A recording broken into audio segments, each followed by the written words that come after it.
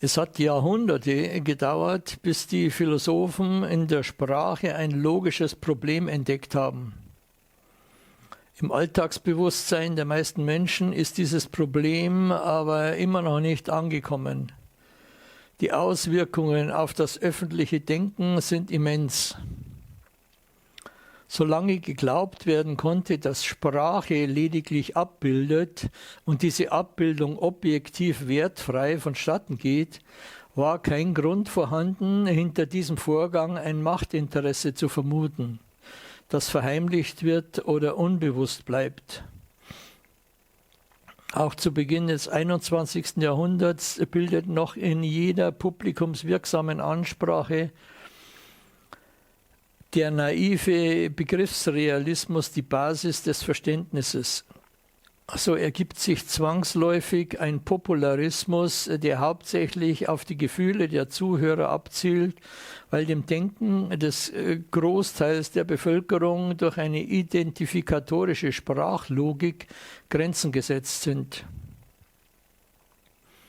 Johann Gottfried Herder hat bereits im 18. Jahrhundert festgestellt, dass es ohne Abstraktion weder Vernunft noch Sprache geben kann. Aber gerade in diesen Abstraktionen, die durch das Weglassen von Einzelheiten zustande kommen, sind die größten logischen, aber auch ethischen Probleme enthalten. Die meisten Fehler, Irrtümer und Ungerechtigkeiten kommen dadurch zustande, dass der praktische Nutzen der Verallgemeinerung mit logischer Erkenntnis verwechselt und als Realität und Wahrheit behandelt wird. Man will möglichst viele Merkmale und Eigenschaften einer Sache unter einen Hut bzw. einen Begriff bringen, damit man sich nicht immer wieder mit denselben Einzelheiten auseinandersetzen muss. Dieser praktische Vorteil der Automatisierung gerät aber schnell an seine Grenzen, wenn daraus Wissen und Wahrheit werden soll. Fehlende Klarheit im Umgang mit Abstraktionen und unterschiedlichen logischen Ebenen kann als Ursache für viele Missverständnisse gar nicht genug betont werden. Besonders schwerwiegend wirkt sich in dieser Hinsicht der naive Glaube aus, zu meinen, man könnte Abstraktionen sehen, hören oder fühlen. Einem solchen Aberglauben wollten schon die Nominalisten des Mittelalters den Garaus machen. Aber wenn ihrem Unternehmen gegen die Übermacht der Theologie kein allzu großer Erfolg beschieden war, hat sich ihr Zweifel an der Realität der Allgemeinbegriffe bis in die Neuzeit erhalten. Im Kampf gegen den Wortaberglauben, in dem zwischen Wort und Sache kein logischer Unterschied gemacht wird, war es im letzten Viertel des 20. Jahrhunderts das Schlagwort von der symbolischen Gewalt, mit dem französische Schwerdenker wie Bourdieu, Foucault, Derrida, Lyotard und andere das Verhältnis von Sprache und Macht neu beleuchtet haben. Für Bourdieu war klar, dass sich auch die modernen Herrschaftsverhältnisse nur aus dem Grund so hartnäckig halten können, weil der Zusammenhang von Sprache und Herrschaft den meisten Menschen nicht bewusst ist. Auf das Machtwort ist hat auch Herder schon aufmerksam gemacht. Allerdings ohne, dass die ethische Dimension von sprachlichen Identifizierungen in der akademischen Welt ein größeres Unbehagen ausgelöst hätte. Auch Adorno hat das Ignorieren der Differenz zwischen Begriff und Realität zum herrschenden geistigen Prinzip erklärt. Nicht zuletzt hat der sogenannte Linguistic Turn in der Philosophie dann dazu beigetragen, dass es mit der Selbstverständlichkeit der formalen Logik, die Dinge einer abstrakten Kategorie zuzuordnen, im Großen und Ganzen vorbei war. Die Macht des Symbolischen beginnt in der neueren Sprachkritik schon mit dem Erlernen der Sprache, wenn den Kindern beigebracht wird, bestimmte Bezeichnungen und Klassifikationen als normal und richtig zu akzeptieren. Diese angelernte Gewohnheit geschieht mit derselben Selbstverständlichkeit, mit der ein zweijähriges Kind eine Katze oder einen Vogel als Wow-Wow bezeichnet, weil für das Kind alles, was lebt und kein Mensch ist und Geräusche macht, ein Wow-Wow ist. Das Kind überträgt die Erfahrung, die es mit einem Hund gemacht hat, von dem man ihm gesagt hat, dass es ein Wow-Wow ist, auf Katze, Vogel oder Kuh. Es abstrahiert von den Einzelheiten auf den Allgemeinbegriff Wow-Wow. Auch wenn sich dieses Verfahren mit jedem Lebensjahr weiter verfeinert, bleibt das Prinzip bei fehlender Aufklärung unter Umständen bis ins hohe Alter dasselbe. Worte und Sachen werden miteinander identifiziert. Unter einem praktischen Gesichtspunkt ist dieses Vorgehen auch gar nicht einmal so bedenklich.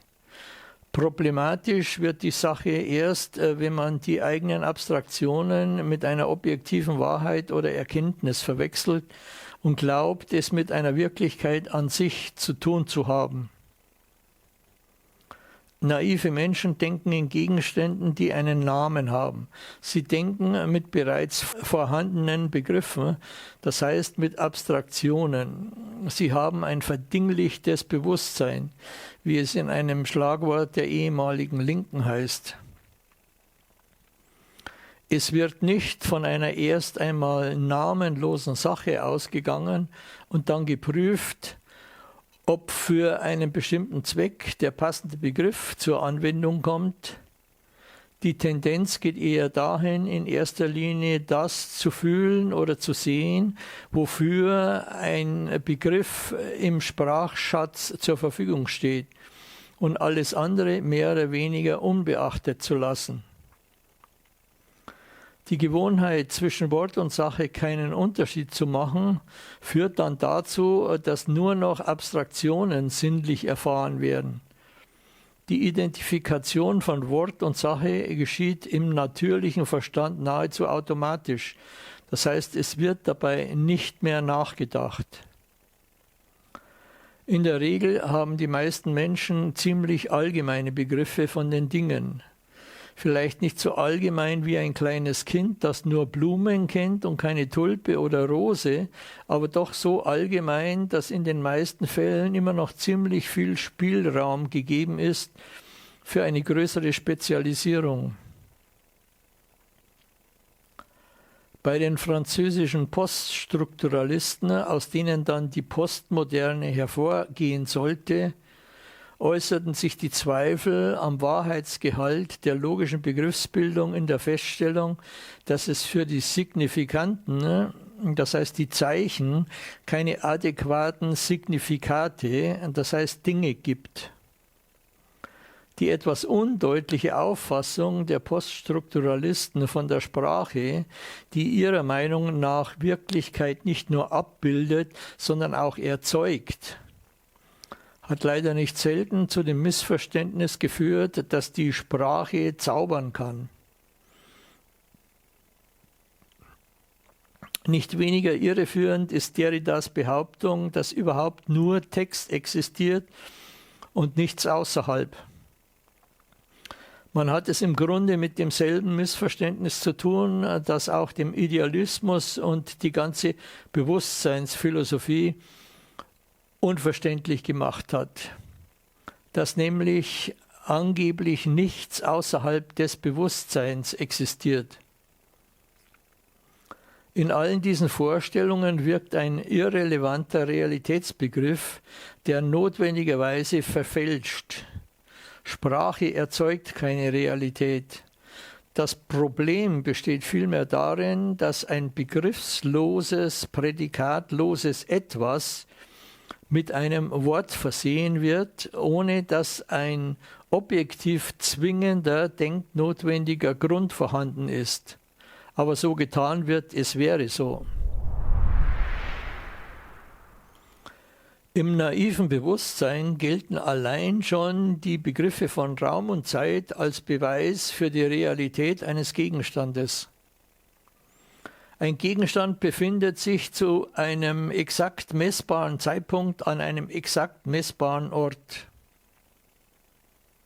Die Annahme einer anhaltenden Dauerhaftigkeit eines Gegenstandes und damit seine Identität gilt aber immer nur für einen bestimmten Zeitraum, der größer oder kleiner sein kann. Das aber hat mit allgemeingültiger Erkenntnis, die an jedem Ort und zu jeder Zeit zutreffen soll, nichts zu tun. Es genügt lediglich für praktische Zwecke.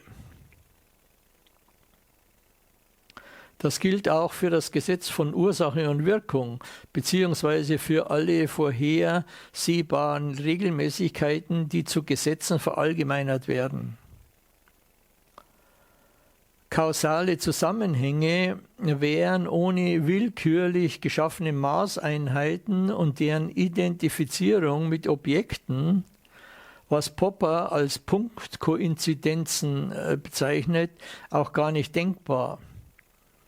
In der modernen Atomphysik ist das auch gar kein Thema mehr. Das soll aber nicht heißen, dass eben für bestimmte praktische Zwecke eine technische Handhabung des Kausalprinzips nicht von Vorteil ist, was aber eben nichts mit Wahrheit oder Erkenntnis zu tun hat, sondern lediglich mit einer pragmatischen Funktionalität in einem überschaubaren Bereich.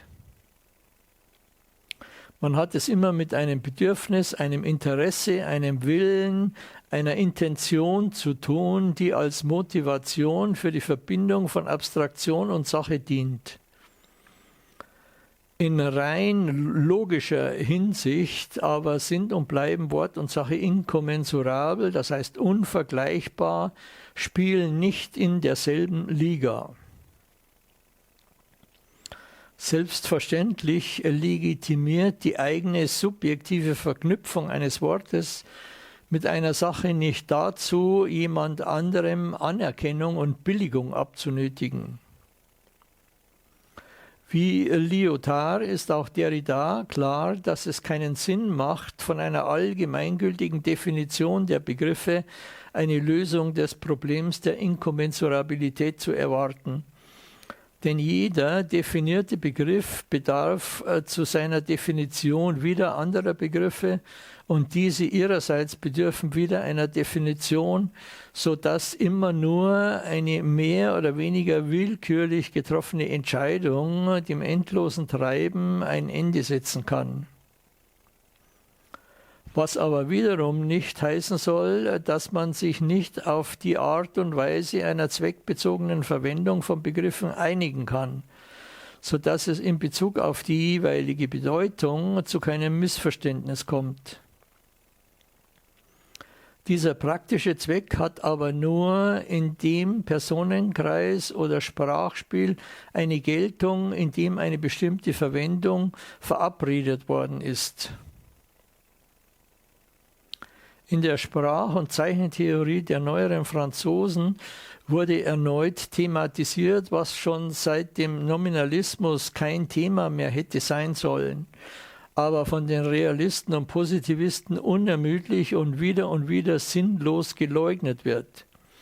Dass nämlich Sprache und Worte alles Mögliche repräsentieren, nur kein allgemeingültiges Wissen, keine objektive Wahrheit und keine neutrale Erkenntnis.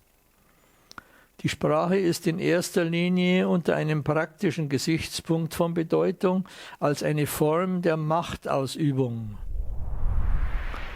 Damit das klar werden konnte, musste aber zuallererst begriffen werden, dass keine der angeblich objektiven Beschreibungen wirklich neutral ist.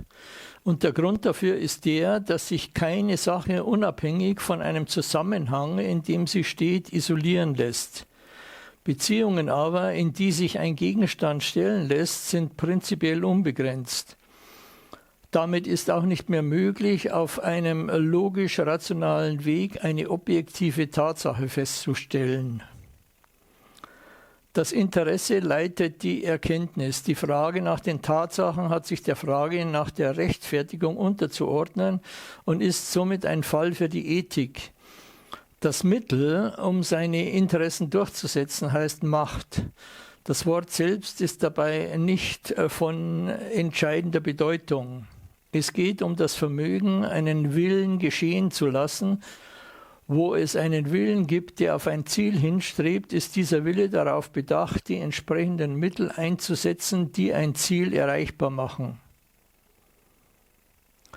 Die Frage der Legitimation kommt erst ins Spiel, wenn gegensätzliche Interessen aufeinandertreffen und nicht nur das bloße Können den Ausschlag dafür gibt, ob jemand seinen Zweck erreicht, sondern auch die Art und Weise, wie ein solcher Zweck oder ein solches Interesse durchgesetzt wird. Das heißt, ob dabei ethische Normen und Regeln des Zusammenlebens befolgt werden oder nicht.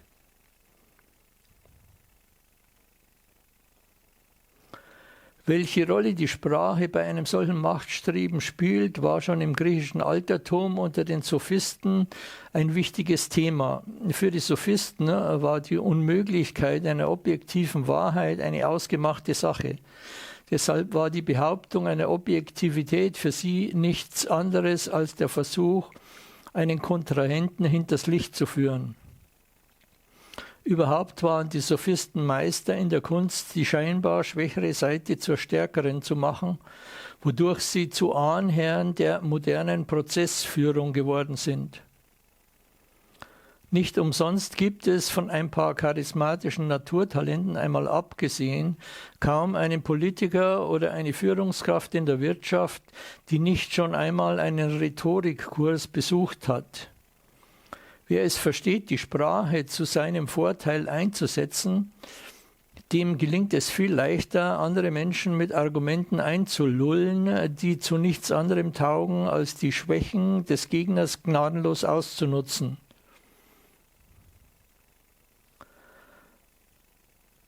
Das Problem nicht legitimierter Macht konnte in einer Auffassung von Sprache, die lediglich abbildet, kein Thema sein und tritt erst mit der prinzipiellen Unvergleichbarkeit von Wort und Sache klar in Erscheinung. Denn erst dadurch wird die Bedeutung des Interesses in Fragen der Erkenntnis verständlich. In der naiven Prozedur der Identifikation von Begriff und Gegenstand ist die Existenz eines Wortes schon fast der Garant für das Erkennen einer Sache.